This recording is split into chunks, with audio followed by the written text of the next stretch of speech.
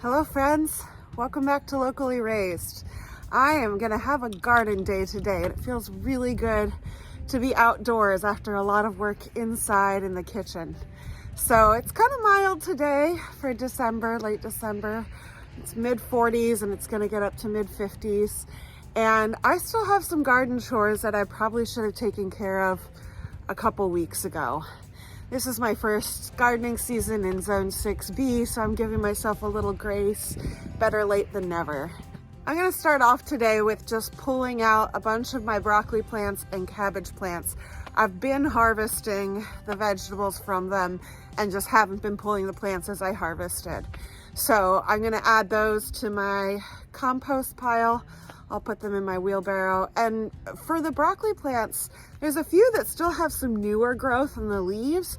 And I'm told that the leaves are edible. I haven't actually eaten them before. I don't know if my family will love the flavor of them, but I want to give it a try. So I'm gonna harvest those tender leaves and then put all the big, mature, older stuff into my compost pile. I'm ready to get to work.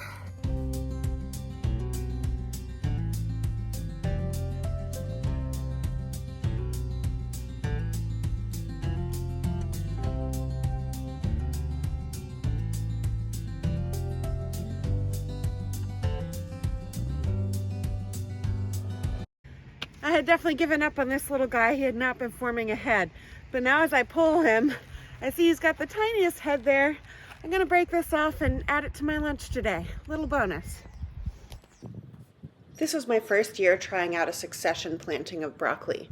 So I planted 4 little starts from my local nursery, waited 2 weeks and planted 4 more, and then waited 2 weeks and planted 4 more.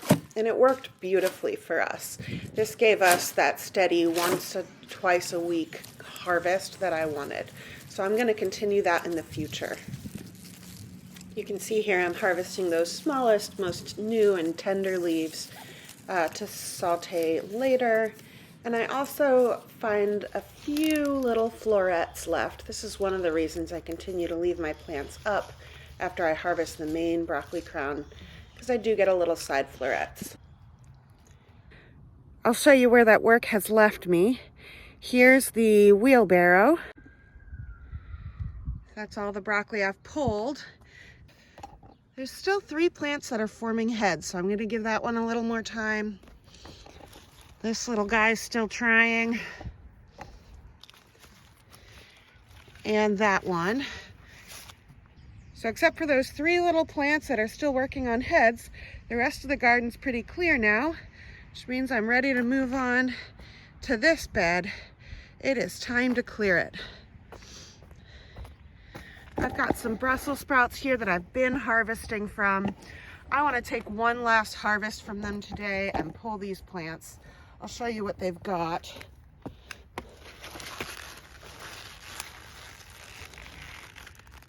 There are a few final Brussels sprouts in there. And then I also have some beets that honestly should have been harvested maybe 2 months ago. I'm going to pull them out and see what I've got there.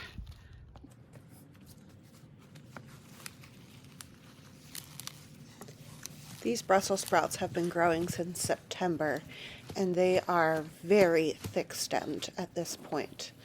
I am discovering that it is harder than I expected just to break off the bottoms, the root systems. So I'm taking the leaves off the top and then whenever possible breaking the roots off the bottom so I can take the stalk inside to harvest and eat.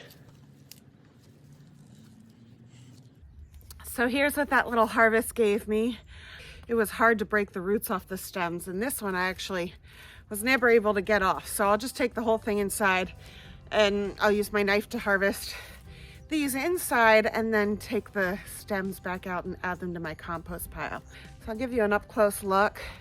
It's my first year growing Brussels sprouts and they were not super easy. I had some pests at first and I will deal with them with BT in the future and hopefully get fuller heads that aren't quite so tightly packed. But still, this is definitely gonna give my family some food tonight. My sister just gave me some hot honey for Christmas, and I have a hot honey Brussels sprout recipe I'm excited to use. So this will be a good meal. Maybe I can even trick my kids into eating a little bit of it. These few golden beets are the last thing I need to pull out of this bed to clear it out. I have no expectations of these. They have been in here a long time and might be too tough to eat. Let's see what we've got.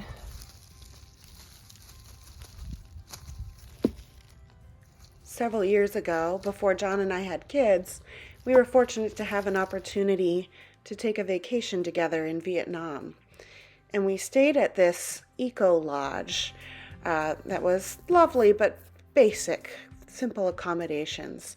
We stayed in a hut that had a composting toilet, no AC, but this place was owned by a chef who was passionate about gathering people around food. And so every night, all the guests would gather around a long outdoor banquet table and be served a 4-course meal. And I still remember so clearly that one night he served a delicious beet soup. And that was when I thought, maybe I do actually like beets. And I had that soup in mind when I planted these golden beets from Baker Creek this year. So I don't know if I can recreate that moment and that experience, but I'm going to try to make a soup from these, and I'll let you know how it goes. I've got an empty bed behind me at last. So this bed has given a lot to me in the last couple months. As you saw, I got beets and Brussels sprouts out of it. I also had Anasazi pole beans growing in here for the past few months. So I'm ready to replenish this bed and tuck it in for the winter. I've got 2 bags of composted cow manure. I'm going to spread that throughout the bed to replenish some of its nutrients, and then I'll cover it in a layer of leaves to serve as a mulch that will hold all of this in for the winter. The cow manure has some lumps in it, so I'm careful to break those up with my fingers because I really want everything in this compost to be breaking down throughout the winter so that its nutrients become part of the soil and are available to my plants in the spring. So I'm just spreading everything out here, aiming for about 1/2 inch to 1 inch layer over the entire bed. Finally, a layer of leaves helps to hold all of that composted manure in place and helps to keep the bed a little bit warmer and a little bit more damp, which should allow the nutrients in the compost to break down and become more available in the soil. In the spring, that will mean my soil is a bit warmer than the ground also, which can give me an earlier start for planting. I love using leaves for mulch because I have an abundance available for free. The last step is to wet down these leaves so they don't blow away. I've got one more garden bed that needs to be tucked in for the winter. This is my garlic. So you can see some of it has already sprouted, and I previously covered it as soon as I planted it with leaves, but I did not wet the leaves down, which was foolish, and they all blew away. I also was battling with some squirrels who seem to have all buried their acorns here for the winter. So they were working on digging through the leaves to get to things, and so now this is bare, and I want it covered for the winter. I want to keep it warm and protected from weeds so that it gets a good start in the spring. So I've got a few weeds in here right now. I'm going to pull these weeds out, get rid of some of these acorns, and then cover this one up with leaves and thoroughly wet it down this time.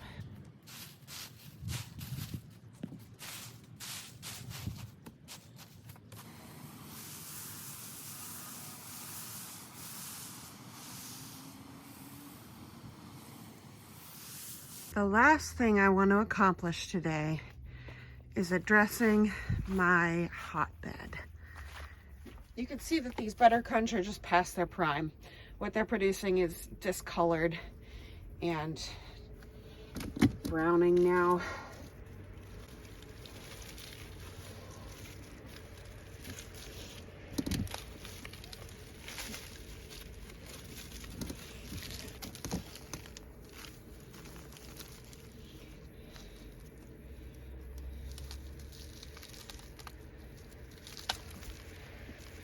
This one's worth saving. I'll put it in the harvest basket. Same with this one. Here's the 5-star greenhouse mix. You can see that it has bolted. It is time for it to go.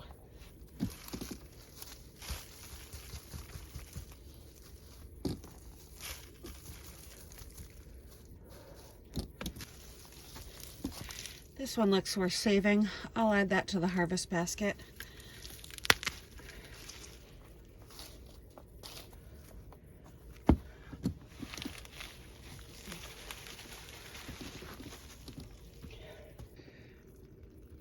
I've got everything I don't want cleared out. Let's sow some seed. First is the purple dragon carrot. Sorry about the awkward view here. I did not realize how much I was blocking the camera. All I'm doing is using my finger to draw some rows to broadcast this seed. I know there are several different strategies for planting seeds as tiny as carrots. For me, the thing that I seem to have patience for is simply sprinkling them in rows, and then once they sprout, I will come back and thin them out. Next is the Swiss chard. The Swiss chard seeds are larger than the carrot seeds. Those I can actually count out and try to space properly. So I'm planting 2 seeds about every 2 inches. And again, I'll likely come back, and if 2 seeds have sprouted, I'll pinch off one of them and try to just leave 1 plant every few inches. And finally, in this little spot here, I'll plant some tatsoi. I'm the only one in my family who likes this, so I'm just going for 2 plants in this space. That'll be plenty.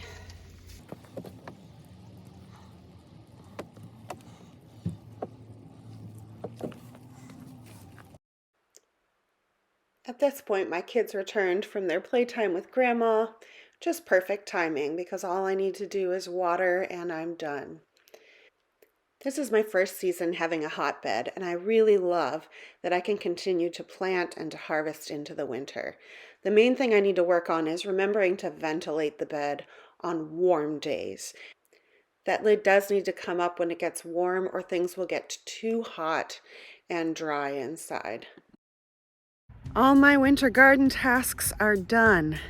So just to recap, we prepared the garlic bed for winter with some leaf mulch.